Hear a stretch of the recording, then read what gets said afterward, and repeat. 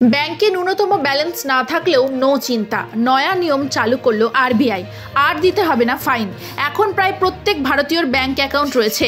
প্রত্যেকের ন্যূনতম একটি করে ব্যাংক অ্যাকাউন্ট রয়েছে দেশে।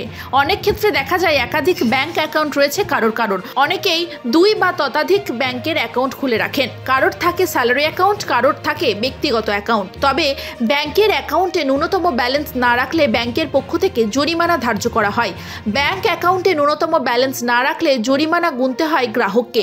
রিজার্ভ ব্যাংক অফ ইন্ডিয়া এবার একটি বড় সিদ্ধান্ত নিয়েছে। বহুদিন আপনি কি আপনার ব্যাংকের অ্যাকাউন্টে লেনদেন করেননি? আপনার ব্যাংকের অ্যাকাউন্ট কার্যত নিষ্ক্রিয় হয়ে রয়েছে। এক্ষেত্রে ব্যাংকগুলির গ্রাহকদের অ্যাকাউন্টে ন্যূনতম ব্যালেন্স না থাকলে আর জরিমানা ধার্য করতে পারবে না।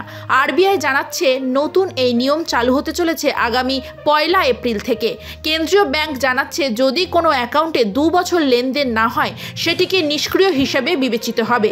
ন্যূনতম ব্যালেন্সের সেক্ষেত্রে যা নিয়ম আছে সেই কার্যকর হবে না। কেন্দ্রীয় ব্যাংক দাবি করছে আরবিআই ব্যাংকিং প্রক্রিয়ায় থাকা আনক্লেমড ডিপোজিটারের পরিমাণ কমানোর জন্য যে পদক্ষেপ গ্রহণ করছে তার অংশ হিসেবে এই সিদ্ধান্ত নেওয়া হয়েছে।